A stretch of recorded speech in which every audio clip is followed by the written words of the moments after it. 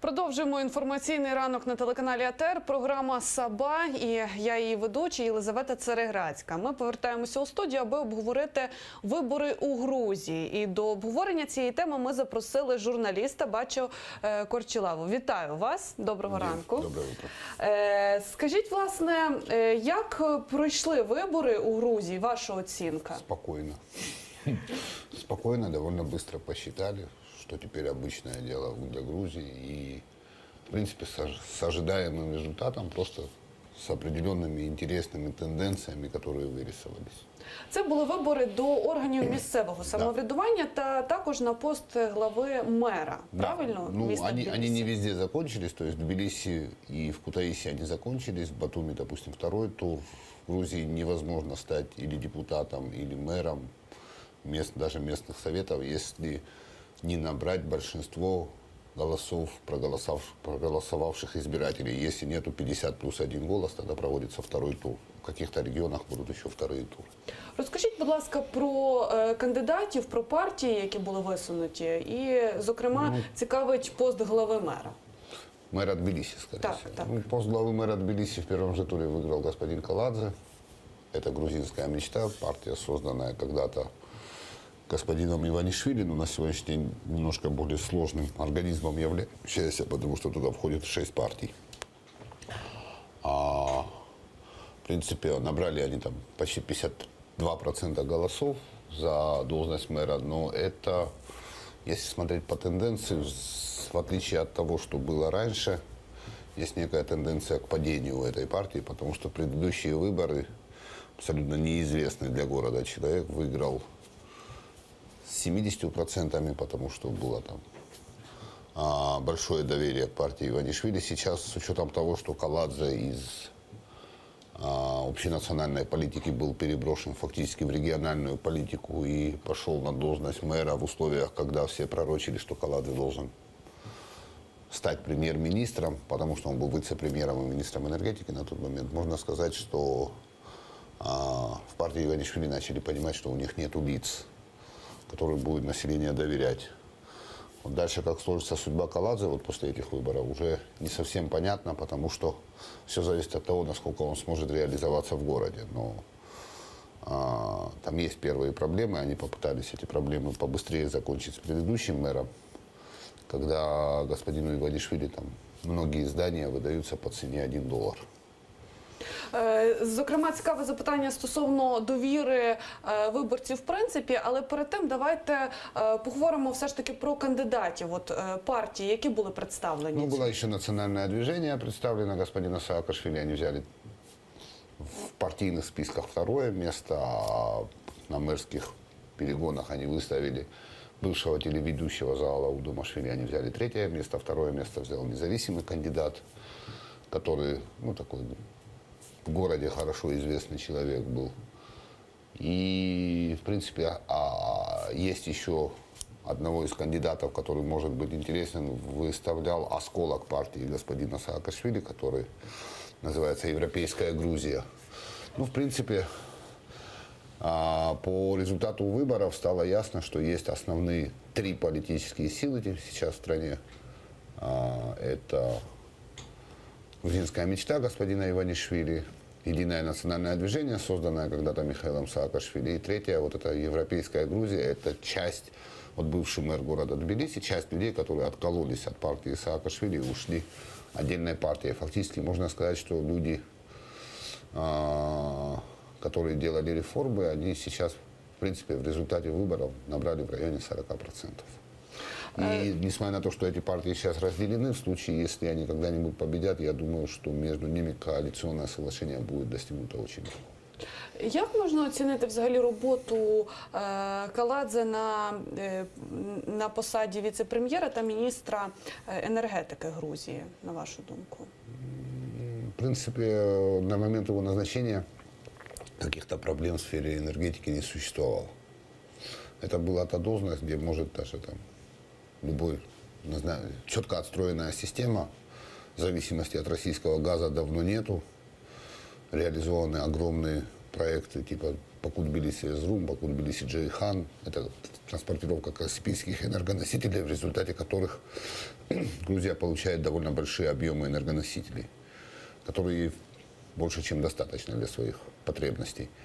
Рынок очень либерализованный, существует единый оптовый рынок электроэнергии и так далее. В принципе, быть плохим министром очень сложно в этой Принаймні ситуации. ситуація не погіршилась. Да. Единственное, что при Каладзе было сделано, была попытка, потом пришлось отступить в результате давления общества. «Газпром» через Грузию, через газотранспортные магистрали Грузии прокачивает определенное количество газа для Армении.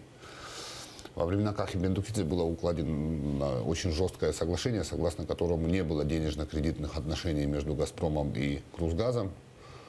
Это единственное, что получал «Грузгаз», это 10% количества газа от прокачиваемого через территорию Грузии. У «Газпрома» и Каладзе была попытка перевести это в кредитно-денежные отношения, но это было очень быстро пресечено обществом, потому что даже внутри самой партии Иванишвили есть люди, которые никогда не пойдут на сотрудничество с Российской Федерацией. И в принципе, сказать, что чем-то Каладзе очень отличился, нет. Просто он смог там удержать имидж человека, который не совсем глубоко залез в политические игры, в отличие там, от нынешнего премьера или предыдущего премьера Грузии. А господин Иванишвили вообще после победы на выборах через год премьерства был вынужден уйти из политики и сейчас является таким серым кардиналом партии. А що можна сказати про те, чи зміниться, в принципі, відчують якісь зміни жителі Тбілісі після призначення на посаду Каладзе? Господина Каладзе, я не думаю, что будут какие-то кардинальные изменения. В принципе, все жители Тбилиси настроены на одно, что большие изменения были в момент, когда Тбилиси начинал выходить из вот этой спячки в 2003, 2004, 2005, где-то до 2011 года были очень радикальные изменения. Сейчас Тбилиси развивается, но он уже эволюционным путем развивается. Вот таких каких-то масштабных вещей не происходит. Надо понимать, что господину Каладзе тоже будет сложно, потому что очень многое, в Грузии так создана система, очень много зависит от центральных властей. Зокрема, цікаво, що ви значитесь з зовнішньополітичним вектором Грузії зараз, включаючи вибори, зміну влади, дещо. Невозможно поменять внешнеполитический вектор Грузии, потому что в Грузии так устроено, что политики очень чувствительны к социальному заказу общества. Может быть, в грузинской мечте есть еще такая партия «Альянс патриотов». Она сейчас несколько мест имеет в парламенте, несколько мест получила в Тбилисском городском собрании. Это такая открыто пророссийская партия, но у партии максимальная поддержка 4-5%. А поменять внешнеполитический вектор, который грузины избрали, очень сложно. Плюс ко всему существует уже в Грузии был проведен лет 7-8 назад референдум, на котором 85% жителей Грузии, принявших участие в референдуме, я принял довольно большой процент, высказалось за евроинтеграцию и вступление Грузии в НАТО. На сегодняшний день по всем соцопросам процент людей, поддерживающих вступление в Грузию в НАТО, только вырос. Ви згадали, зокрема, про соціальний запит населення. Що це за соціальний запит? Які вимоги висуваються до влади? Европейская интеграция в Североатлантический альянс и построение рыночной экономики довольно сильной, где будет абсолютно такая западная модель экономики. В принципе, если там смотреть по цифрам, по тому, что было и что стало, Грузия сейчас сделала неимоверный рывок, потому что если, допустим, до 2003 года ВВП на душу населения составлял где-то 2000, а в Украине это был чуть больше 9000. Сейчас в Грузии составляет 9 с лишним тысяч на душу населения, а в Украине 7. Чтобы мы понимали, потому что в течение 11 лет Грузия росла со скоростью 10-12% в год. Это очень большой рост. Тобто громадяни задоволені, правильно? Нет, они, граждане ни одной страны, даже, допустим, такой сильной, как Сингапур, не могут быть довольными тем, что у них есть. А общая тенденция показывает на то, что страна экономически и политически развивается. Тем более, давайте скажем честно, вот недавно был господин Волкер в Грузии, И он давал интервью одной грузинской газете, довольно влиятельной, «Хроника недели» называется газета. И он фактически неприкрыто сказал, что, скорее всего, Грузия раньше станет членом НАТО, чем любая другая постсоветская страна. Потому что в Грузии период выхода из совка, он идет гораздо быстрее в результате того, что Грузия все вот эти проблемы, которые мы переживаем сейчас в Украине, пережила еще в начале 90-х. И очень сильно опустилась, очень сильно пострадала от России. В Грузии, наверное, единственный вопрос, на который пока у них нет ответа, и они не понимают, как они найдут ответ на этот вопрос, но, в принципе, там приблизительно понятно, это проблема с территориями, с Абхазией и Самочаблу, так называемой в нашем понимании Южной Осетии. В Грузии четко знают, что эти проблемы решатся после того, когда начнут решаться проблемы Крыма, проблемы Донбасса и так далее. Эти все проблемы, которые существуют на постсоветском пространстве конфликтов, а их много, мы знаем. Есть Карабах, есть Молдова, в Грузии 2 проблемы, в Украине 2 проблемы. Они будут решены все вместе в один период, но, к сожалению, насколько все понимают, что это не перспектива ближайших лет. Цікаво також поговорити стосовно, і було всього 13 кандидатів, правильно, на посаду Да. мера. А В городе Тель-Авиве, допустим, кандидатам зарегистрировали Козла. Даже такое. навіть так. Ну, Грузинские выборы очень экстравагантные. все ж таки я задам запитання, а в чому тоді, чому оці 13 інших або інші кандидати програвали? Знаете, у меня был один хороший товарищ, его звали Акакия Сатьяни. Он был такой очень знаменитый и сильный грузинский политик. Потом в один момент он решил отойти, так как он такой княжеских кровей и очень большой бизнесмен. Ему очень напрягала политика. И мы часто с ним беседовали на какие-то философские темы. Он всегда философски отвечал, говорит, знаешь, почему у нас всегда, везде вообще много кандидатов на избираемые должности, где нету ограничений.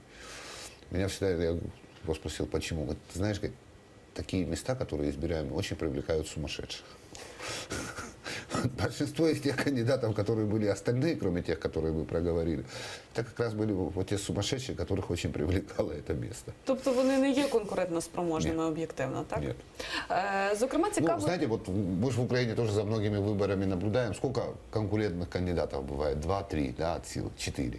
А остальные подтанцовка. Вот это и есть вот эти сумасшедшие, которых очень привлекают эти выборные должности. Також цікаво почути стосовно опозиційної партії Саакашвілі. Я правильно розумію, вона є опозицією. Вона опозиція, Єдиний національний Національне рух. движення. Так. Давайте трошечки поговоримо. Там стався розкол, правильно? Да, Чому, на власне, європейському- це сталося? Які були на те причини? Ну, потому что часть людей, которые там с самого начала были с Михаилом Саакашвили, в том числе бывший мэр Тбилиси Гиги Угулава, который совсем недавно вышел из тюрьмы, там Гига Букерия и так далее, они посчитали, что их нахождение в партии, которая связана с именем Михаила Саакашвили, будет приносить только негатив им, потому что они посчитали, что если они уйдут отдельно и будет у них отдельная партия, они покажут лучший результат, чем показывает единое национальное движение. Вот эти выборы как раз были для них ушат холодной воды для этих ребят, потому что партия Саакашвили набрала где-то 18%, они набрали всего 7%. Но в то же время они формировались как жесткая третья сила в стране. Исходя из этого, ну, идейно все равно они ближе к партии Саакашвили. И исходя из этого, если посчитать, в результате вот этого раздвоения они набрали больше процентов, чем могли бы набрать по отдельности. А в том же парламенте или в том же городском собрании, в Горсовете, между партией Саакашвили и партией Европейская Грузия больших проблем не наблюдается. Они очень быстро договариваются по всем вопросам, и у них одинаковое видение процессов. Ще цікавить питання стосовно того, зрозуміло, що партія, яка отримує підтримку там і виходить друге, так? Друге місце має. Эта партия Саакашвили взяла партія второе, а Саакашвілі, третья так. взяла вот эта партия. Тобто їх політика все ж таки відрізняється, правильно? Тобто жителі зацікавлені у тому, аби дещо змінити план розвитку. В чому полягає різниця між політикою опозиції та правлячої партії? Правящая партия все-таки партия, которая там за очень осторожное развитие, за то, что со всеми надо дружить, в том числе и с Россией. То есть такая умеренно центристская, скажем так. Что касается партии Саакашвили, то Единое национальное движение – это партия, которая продуцирует очень много проектов больших. На самом деле все большие проекты, которые были сделаны были при партии Саакашвили. Об этом даже в своем интервью «Дождю» говорил президент Грузии Маргвелашвили. Это все понимают, что чтобы продуцировать такие проекты, надо очень сильно работать, много работать. А господин Иванишвили же, который фактически контролирует партию «Грузинская мечта», проправительственную партию, он все равно олигарх российского типа, и он слабо понимает какие-то вещи, которые более понимает молодое поколение. Фактически грузинская мечта, хотя в грузинской мечте много молодых людей, но грузинская мечта и национальное движение «Европейская Грузия» – это разница между ними, как отцы и дети.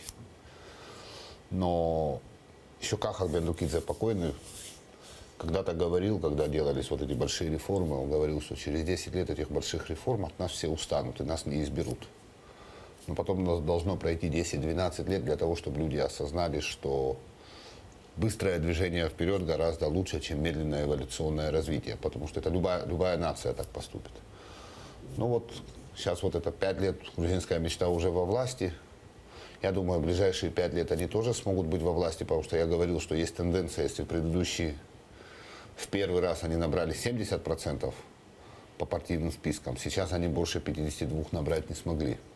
Это очень это для вот такого эволюционного развития, когда партия все время заботится о рейтинге, имеет самые большие доходы, самые большие рекламные бюджеты и так далее, это очень интересный сигнал и очень похоже на то, что Кахав Танилович четко знал, что говорил.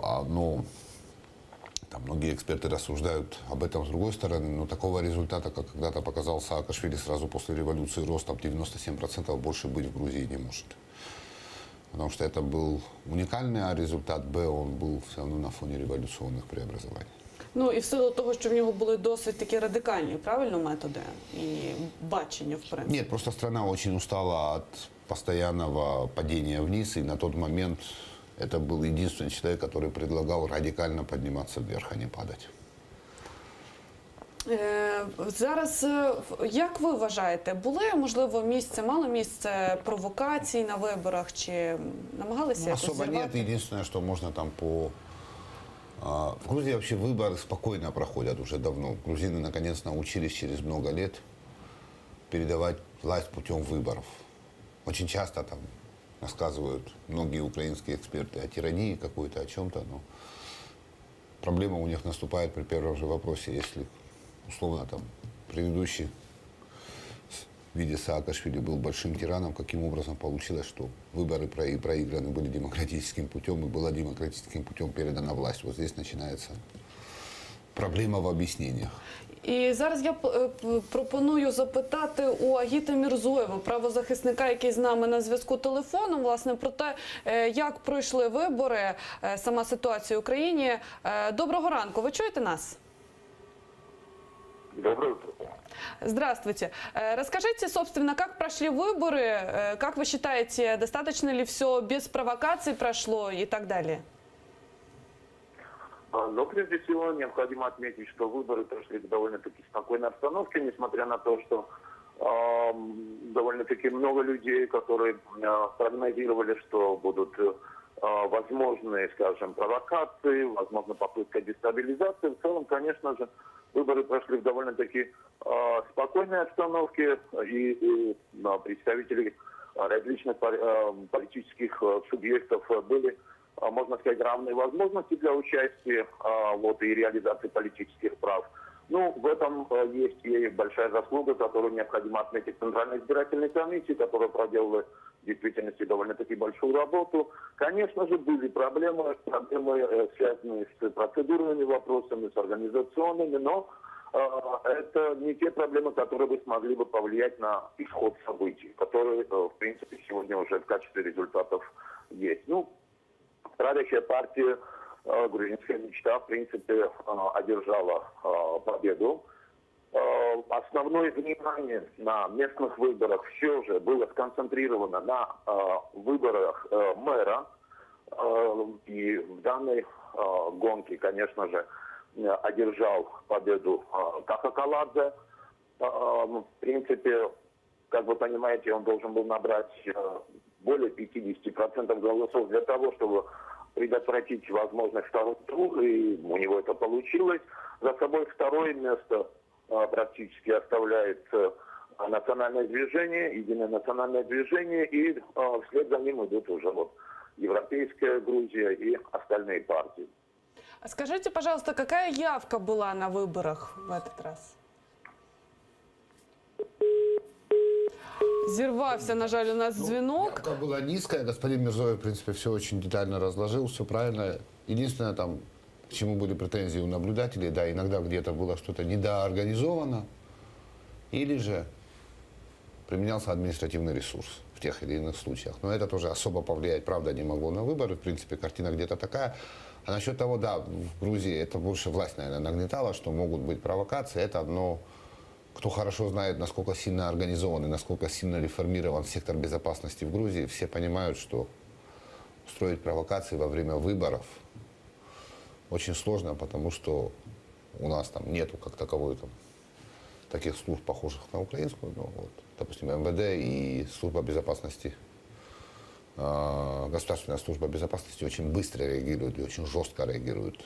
То же самое, что было на парламентских выборах, когда подорвали одного из кандидатов в мажоритарщики, и людей, кто его подорвал, ну, там он выжил, там все нормально было, но людей вычислили буквально за 18 часов.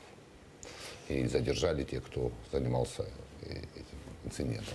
Ну, то есть все равно вот эта система отреформированная, которая была сделана, она очень стрессоустойчива и очень четко работает в самых кризисных ситуациях.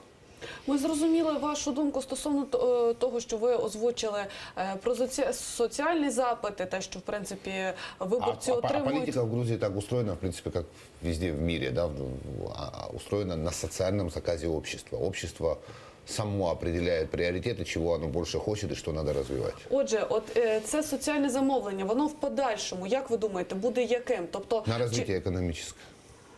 і чи будуть задоволені, власне, грузини тим, що зробить Каха Каладзе, правляча партія? Ці амбіції він зможе втілити в життя? Вот смотри, Америка же богатая страна, но американцы все равно недовольны своими властями. И это естественный, нормальный процесс. Люди не могут быть довольны властью. Люди могут реально оценивать, делает власть что-то или не делает. На сегодняшний день в Грузии самый главный социальный заказ – это на экономическое развитие. В Грузии еще довольно слабые стандарты. Хотя, если брать там, отталкиваться от 2003 года, когда пенсия по стране не средняя, а единственная существующая была $3,5, сейчас пенсия по стране средняя где-то $120-130. Рост огромный, но пенсионеры все равно недовольны. Если там безработица когда-то в 2003 составляла там больше 45%, сейчас она составляет в районе 17%. Разница огромная, но все равно люди недовольны, они ощущают безработицу. И так далее. Если реальные доходы там тогда были столько, сейчас вот столько, это большой рост, но все равно людям хочется больше иметь. И это нормально. И это заставляет власти там работать, те или иные. А сам там смена властей, смена позиции, оппозиции и так далее, если эти люди там не допустили каких-то совсем катастрофически больших ошибок, это нормальный, естественный процесс. Везде в мире власти меняются, и страны... Самое главное, чтобы основные векторы развития не менялись. Вот в Грузии вот этот социальный заказ, чтобы не менялся основной вектор развития, он давно сформирован. Грузины очень своеобразно и, в принципе, очень прагматично видят политику мировую. И свою роль видят очень небольшой, но очень важной в этой мировой политике. И, в принципе, то, что там было начато при Саакашвили, не меняет и эта власть. Сейчас, если мы будем говорить напрямую, там грузинские военные как участвовали в миротворческих операциях в Афганистане и в Ираке, так и участвуют, как было самое глубокое сотрудничество с американскими войсками. И фактически можно сказать, что грузинские войска – это хороший аналог американских войск. Также оно и продолжается, там, курс на евроинтеграцию там, и так далее. Все это осталось. Просто, может быть, это идет не так динамично, потому что теперь динамично это развивать очень сложно, потому что уже добились многого. Допустим, или если возьмем Just Do It Business, там, рейтинг, да, мировой, Грузия сейчас 8-я в мире по легкости ведения бизнеса. подняться на первое уже очень сложно. Со 150-го там выше-выше подниматься было легко, а сейчас сложно, потому что реально тебе приходится там конкурировать с очень сильными странами, с такими как Сингапур, допустим, Голландия и так далее. Вот отсюда исходя, результаты у них есть, а теперь главное, чтобы они этот темп такой не смогут держать, но главное, чтобы они не теряли эти показатели. Они, в принципе, этот социальный заказ у них сформирован. На вашу думку, який найефективніший спосіб розвитку економіки у Грузії є наразі? Он сделан. Полная либерализация, прогнозируемость. И в Грузии, например, сейчас пока еще никак нельзя поменять налоги без референдума. Есть акт, конституционный акт свободы. Сейчас вот будет поменяна конституция, ее проголосовали, но скорее всего, налоговую ставку никто трогать не будет. Для бизнеса это очень удобно, потому что для них прогнозируемо. Например, сложные налоги, которые существовали когда-то в Грузии, сейчас у нас существуют в Украине, в Грузии были отменены во время реформ. Это мотивировал Сидаках Автодилович тем, что не надо пытаться брить свинью, потому что визгов будет много, а шерсти будет мало. Допустим, сложно администрируемые налоги все были отменены. Простой пример возьмем. Сейчас очень многие украинцы покупают недвижимость в Грузии. Что это их побуждает? Абсолютно реальная цена, б, возможность заработка на этой недвижимости, с, отсутствие налога на недвижимость для иностранцев и нулевая ставка на репатриацию капитала из Грузии. Это все помогает разгонять экономику, и эти вещи очень важны. То есть грузины не изобретали велосипед. Если кто-то будет говорить, что это грузин, нет, это не грузинские реформы. Это реформы точно перекопированные из Сингапура, с Таиланда и так далее. Но для того, чтобы все это делать, то есть, налоги когда-нибудь вырастут, там, страна станет богаче, но это произойдет там со временем, потому что, допустим, если мы будем сравнивать вот, там, по масштабам, Грузию можно с Финляндией где-то сравнить. Но для того, чтобы иметь такие налоги, как в Финляндии, и такие доходы, как в Финляндии, надо прожить столько, как Финляндия, чтобы дожить до того, чтобы каждый сейчас финн знает точно, куда тратится каждая финская крона из бюджета. Грузия пока на пути этого, а в Украине мы еще даже не начали задумываться, какие вещи нам надо делать. Разница где-то лет 7-10. Бачення України в політиці Грузії, в принципі, і плани стосовно майбутнього, вони якось зміняться, якими вони є наразі? Украина для Грузии важная страна, но внешняя политика не строится из учета Украины, потому что на данный момент, по расчетам грузинских экспертов, пока они не видят стабильности. То есть это чисто такие эмоционально-дружеские отношения, да, они есть. Грузия всегда поддерживает Украину, но в построении своего внешнеполитического вектора Грузия идет вообще отдельным строем. Но вот сейчас есть какие-то там попытки в рамках ГУАМ больше это делать. Но пока какой-то большой активности со стороны Украины в этой организации не видно. На самом деле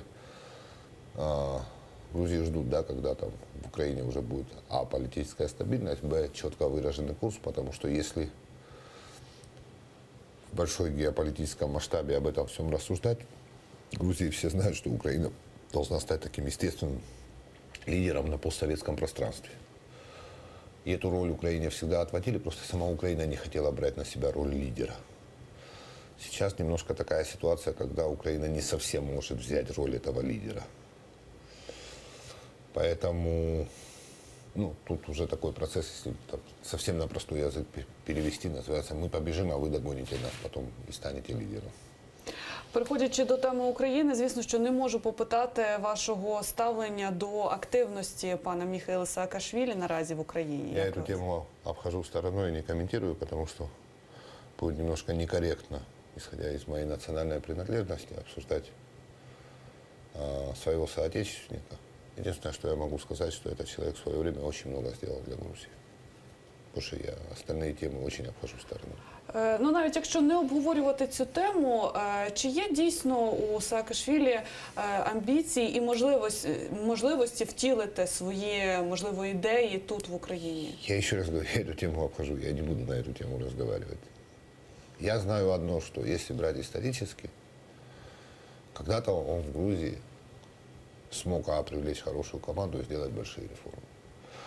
В Грузии тоже не все так гладко проходило. Я там очень уважал и очень дружил с Кахой Автодиловичем Бендукидзе. И на момент, когда его привезли, я помню эту всю истерику в Грузии. Российский олигарх, нас продают, что они творят. Но в итоге сделал такие реформы, что все те люди, кто продуцировал истерику на то время, сегодня признают, что это был, наверное, самый лучший ход, который можно было придумать. Хотя на тот момент, когда его привозили, вы понимаете, сейчас в Украине война, а тогда в Грузии была перманентная война с Россией, он был председателем Совета бизнесменов при президенте Путине, российских бизнесменов. И для грузин это звучало дико на тот момент. Причем, когда он прилетел, он даже гражданином Грузии не был. Он был гражданином России, ему выдали гражданство. Ну, я думаю, що, зокрема, ці моменти, які ви зазначили, про те, що дійсно Саакашвілі зробив реформи і, в принципі, приваблюють зараз українців, і тому така увага до нього прикута. Разом з тим, а як ви ставитесь до того, що влада Грузії відкрила проти Саакашвілі справи? Ну, мало кто знает, что эти... Вернее, нас же никто не следит, просто открыли дела, говорят, ну хорошо. Дела засекречены президентом Грузии. На прямой вопрос, когда журналисты его спросили, почему вы засекретили дела, он сказал, очень стыдно будет нам перед будущими поколениями за то, что мы будем судить экс-президента за лишнюю тарелку суши или за мочалку, купленную президенту другой страны. И на этом президент закончил разговоры со всеми.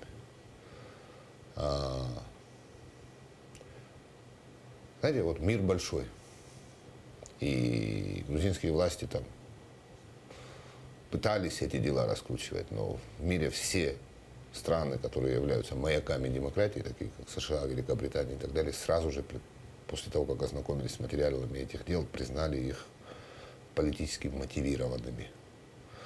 На самом деле, все, что сейчас там происходит в этом формате, грузинские власти очень устраивают. Им очень не хочется, чтобы Саакашвили был в Грузии.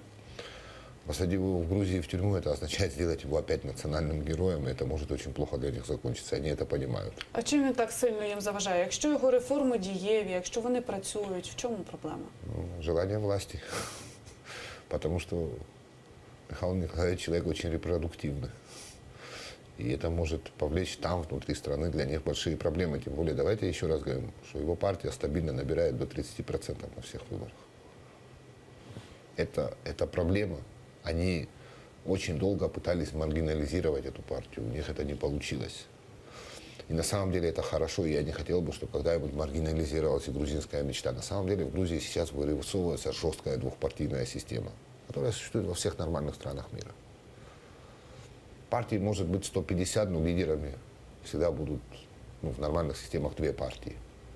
Две основные идеи. Главное, чтобы у этих идей не расходились видение внешнеполитических векторов и векторов развития страны. Потому что нельзя там с утра интегрироваться в Россию, а к вечеру интегрироваться в Запад. Ну вот, слава богу, у этих двух партий, этих разбежностей нет таких кардинальных. Просто у них есть разбежности по видению тех или иных процессов развития. А то, что в политической борьбе одни других там называют диктаторами, я не считаю, что это страшно. Это никакого вреда самому обществу и развитию страны не приносит. На вашу думку, на наступних виборах зможе перемогти партія Саакашвілі? Посмотрим, это все зависит от того, как будет действовать партия власти. Если они будут действовать в таком же ключе, если и мы в среднем понимаем, что где-то они в год теряют по 5% рейтинга, то к следующим выборам они или в ровень придут, и им придется создавать коалиции, или же придет партия Саакашвили на большинстве. Но это не означает, что Саакашвили будет во главе этой партии. Просто Единое национальное движение – это партия, которая когда-то была создана господином Саакашвили. Вот сейчас грузинский флаг, который мы все видим, вот этот с 5 крестами, это был флаг партии на самом деле изначально. Его приняли как государственный флаг уже после прихода Саакашвили к власти. Ваша оцінка тому, що зараз відбувається в Україні, не в контексті Саакашвілі, а в принципі, які ваші прогнози, як швидко? Ну, тому що зараз певний момент кризи. Під Радою мітинги, є певні вимоги, які виконують. Кризис будет перманентным, пока не изменится структура и сама структура управления. К сожалению, мне это все очень напоминает времена Эдуарда Авросьевича Шеварнадзе, который был очень